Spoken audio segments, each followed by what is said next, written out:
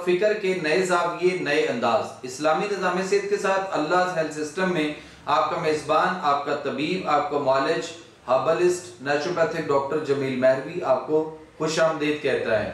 आज बज़्म महरवी में जो आपसे बात होगी, आज जो हमारा टॉपिक है वो है कान से पीप का आना, यानी कान बहना, कान में रेशा। और ये रेशा आहिस्ता आहिस्ता हमारे कान के पर्दे जो है उनको भी तकलीफ देता है और फिर पर्दा जो है वो फट भी जाता है, पर्दा गल सड़ भी जाता है। और ये कान में से रेशा आना, जो पीप है, ये हमारे दिमाग तक को मुतासर कर सकता है। आज इस पे हम बात करने वाले हैं और उम्मीद है कि आज का ये मसला भी हमारा जो डिस्कस हम करने वाले हैं ये आप सबको पसंद आएगा। तो आइए चलते हैं बिला तमीद हम अपने वीडियो लेक्चर की जानिब। तो आज का जो टॉपिक हमारा है वो है कान से पीप बहना। कान से पीप बहने की शिकायत, जिसको हम CSOM यानी क्रॉनिक सुपरेटिव ओटाइटिस मीडिया यानी CSOM कहा जाता है, ये किसी भी उम्र में हो सकती है। पीप की दो किस्में हैं।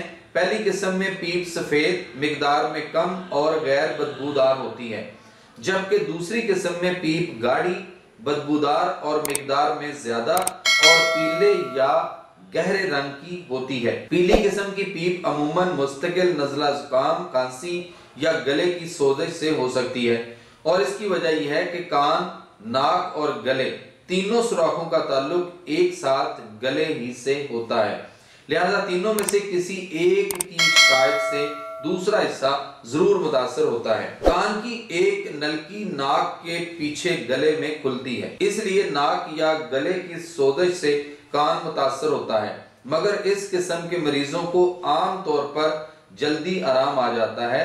जबकि दूसरी किस्म, जिसमें पीप गाढ़ी और बदबूदार होती है, इस कैफियत में मरीज को पीप के साथ कान में दर्द की शिकायत भी हो सकती है। इसके अलावा कान में खारिश, दवाओं के मुस्तकिल इस्तेमाल से आराम ना आना, सुनने में फर्क महसूस करना वगैरह जैसी शिकायत भी पैदा हो सकती हैं। ऐसे में मरीज अमूमन कान में डालने वाली दवा के कतरे इस्तेमाल करते रहते हैं, लेकिन इससे मुकम्मल आराम नहीं आता।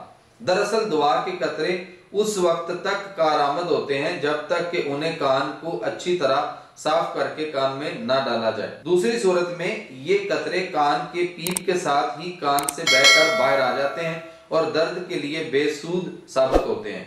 अगर मरीज पीप के साथ कान की समात में भी कमी महसूस या शिकायत करे तो ये देखना भी जरूरी होता है कि कान का पर्दा तो महफूज है या नहीं। अगर पर्दा महफूज नहीं हो या फटा हुआ हो तो न सिर्फ पीप से होने वाली तकलीफ में आराम नहीं आता, बल्कि ये कतरे कान में मजीद दर्द का बायस भी बन सकते हैं। उसकी वजह यह है कि कान के पर्दे के पीछे जितने भी अज़ा होते हैं वो बड़े नाजुक होते हैं और पर्दा फटा होने की सूरत में ये कतरे न सिर्फ कान की तकलीफ बढ़ा देते हैं बल्कि बाज़ औक़ात ये गले में भी उतर जाते हैं। इसलिए कान का पर्दा फटा हुआ होने की सूरत में मरीज को कान में डालने वाली कोई दवा नहीं दी जाती, बल्कि उसके लिए मरहम या पाउडर तजवीज जो है वो भी डॉक्टर तो करते हैं, बल्कि तिब्बे कुरानी और तिब्बे नबवी में इसके लिए जो बेहतरीन दवाइयां हैं खाने के लिए वो मिजाज के मुताबिक दी जाएं और उसके बाद उसके कान में जो हर्बल मेडिसिन होती हैं जो बनाकर उसको दी जाती हैं, अगर वो इस्तेमाल करवाई जाए तो ज्यादा अच्छे नताइज और मुस्तकिल मरीज जो है वो ठीक हो सकता है। जबकि आप देखते हैं कि अक्सर मरीज हमें ये बताते हैं कि तकलीफ ज्यादा होने की सूरत में वो कहते हैं कि हमने जी टीका लगवा लिया या हमने कोई पीने वाली दवाई या कोई खाने वाली दवाई ले ली या कतरों वाली दवाई जो है वो हमने ली और उससे हमें वक्ती तौर पर सिर्फ आराम आया। कहा जाता है कि कान में मरहम डालने का भी एक खास तरीका है। मरहम डालने से पहले कान को अच्छी तरह साफ कर लेना जरूरी है। इतना साफ कि रुई बाहर निकाली जाए तो बिल्कुल खुश्क हो, तब ही मरहम भी का असर अंदाज जो है वो उस पे होगी। कान साफ करने के बाद हाथों को अच्छी तरह साबुन से धोएं, उसके बाद मरहम को हाथ से लगाएं। मामूली जख्म की सूरत में कुछ ही दिनों के इलाज से पीप बहनी बंद हो जाती है, लेकिन अगर कान का पर्दा फटा हुआ हो तो उसे किसी भी दवा से बंद नहीं किया जा सकता, ये डॉक्टर का कहना है। और वो कहते हैं कि इसका हल जो है वो उनके पास ऑपरेशन है, यानी दूसरा पर्दा बनाकर असल पर्दे की जगह रख दिया जाता है। मरीज की अपनी ही चर्बी सुखाकर असल पर्दे की जगह रख दी जाती है। इस तरह ये कुछ ही दिनों में असल पर्दे की जगह काम करना शुरू कर देती है। ये कहना है डॉक्टर का जो मुआलिज ऑपरेशन वगैरह ये सर्जरी करते हैं। लेकिन एक चीज, जब ये डॉक्टर नहीं होते थे या जब ऑपरेशन नहीं होते थे, जब ये सिस्टम नहीं था, तो उस वक्त भी लोगों के कान बहते थे, लेकिन उस वक्त भी तबीब जो है वो उनका इलाज करते थे और बगैर सर्जरी के उनका इलाज हो जाता था। ये हमें नहीं भूलना। और वही तबीब आज भी उनका इलाज बगैर सर्जरी के, बगैर ऑपरेशन के कर सकते हैं। क्योंकि ऑपरेशन करने के बाद भी आपको जो एंटीबायोटिक्स खानी है और जो एंटीबायोटिक्स जितनी हाइपोटेंसी आपको दी जाएंगी वो जितना नुकसान करेंगी उसके जिम्मेदार भी आप खुद हैं। और उस साइड इफेक्ट के नताइज जो है उससे जो जितनी बीमारियां आगे आपको आने वाली होती हैं, हमें उनका सामना वो बाद में करना पड़ता है, पहले शायद हमें उनका इतना इल्म नहीं होता। पीप के मुस्तकिल बहने और दुआओं से आराम ना आने की सूरत में भी मरीज को ऑपरेशन का ही मशवरा दिया जाता है। उसकी वजह यह है कि यह पीप कान के पीछे वाली हड्डी को मुतासर करना शुरू कर देती है। जब पीप मुस्तकिल रिश्ती रहती है और दवा वक्ती तौर पर असर करती है तो कान वक्फे वक्फे से बहता रहता है। उसके लिए पहले कान को ऑपरेशन के जरिए साफ करना, फिर पर्दा रखा जाता है। ये ऑपरेशन माइक्रोस्कोप खुर्दबीन की मदद से किया जाता है, इसलिए इसको खुर्दबीनी जराही या माइक्रोस्कोपिक सर्जरी भी कहते हैं। अब डॉक्टर का कहना है कि ऑपरेशन ना करवाने की सूरत में मरीज को मुस्तकिल एहतियाती तदाबीर जो है वो समझा दी जाती है। एक तो कान में किसी भी सूरत में दवा के कतरे नहीं डालेंगे। दर्द की सूरत में भी दवा पीने या इंजेक्शन वगैरह से वो कहते हैं कि आपको आराम देने की कोशिश की जाती है, क्योंकि डालने वाली दवा दर्द या पीप बढ़ा भी सकती है। इसके अलावा कान में किसी भी सूरत में पानी नहीं जाना चाहिए, इससे पीप बढ़ने का अंदेशा होता है। कान ढके रखना जरूरी है, इस तरह मिट्टी और गर्दो गुबार से कान महफूज रहता है। मगर इन सब एहतियाती तदाबीर के बावजूद कान से पीप आ सकती है। फिर कान का बराह रास्त ताल्लुक दिमाग से होता है, लिहाजा कान की ये पीप दिमाग को भी मुतासर कर सकती है।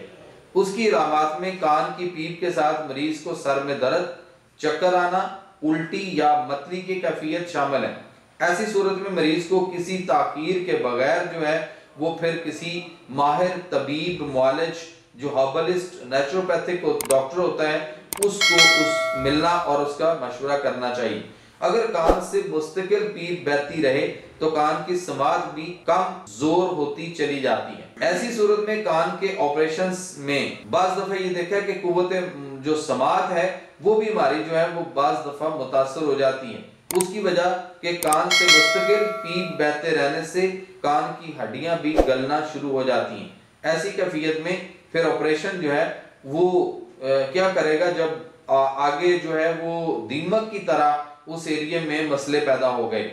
सो लिहाजा हड्डियां गल सड़ जाने से समाज में जो है वो बेहतरी जो है वो लाना बकौल डॉक्टर के वो फिर मुमकिन नहीं रहता। लेकिन दोस्तों खौफजदा नहीं होना, परेशान नहीं होना। हमने बीच में कुछ जो है वो allopathic system point of view से भी जो डॉक्टर का मौकफ होता है या जो मरीज हमें बताते हैं कि डॉक्टर ने हमें ये कहा, सो हमने वो भी साथ थोड़ा सा, चूंकि आप इन चीजों को, चूंकि आप कोई भी तकलीफ होती है तो हम सबसे पहले डॉक्टर की तरफ भागते हैं।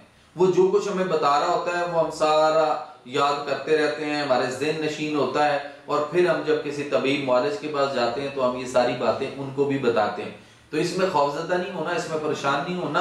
अल्लाह ताला के निज़ाम सेहत में तिब्ब नबी के अंदर हर बीमारी की शिफा है और ये सारी चीजें बगैर ऑपरेशन के काबिल इलाज हैं। अगर हम ऑपरेशन की हिस्ट्री को देखते चले, आखिर में मैं बात करता जाऊं तो ऑपरेशन और डॉक्टर की अभी 50 साल की सिर्फ बात है, उससे पहले और अगर हम आज से 100, 150, 200 साल पीछे जाएं तो आपको मिलेगा कि तबीब सबसे अच्छा जरा होता था, लेकिन वो देसी जड़ी बूटियों के साथ, मुख्तलिफ चीजों के साथ इलाज करता था।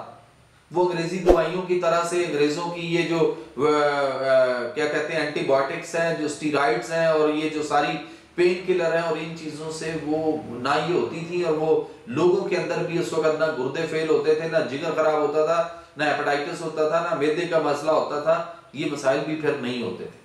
सो इसलिए हमें अल्लाह ताला के निज़ाम सेहत की तरफ जाना चाहिए जहाँ पे अल्लाह ने शिफा रखी है। इसके साथ ही अपने मेज़बान, अपने तबीब, अपने मुआलिज, herbalist, naturopathic doctor Jameel Mehrvi को इजाज़त दीजिए। अल्लाह ताला हम सब का हामी और नासिर।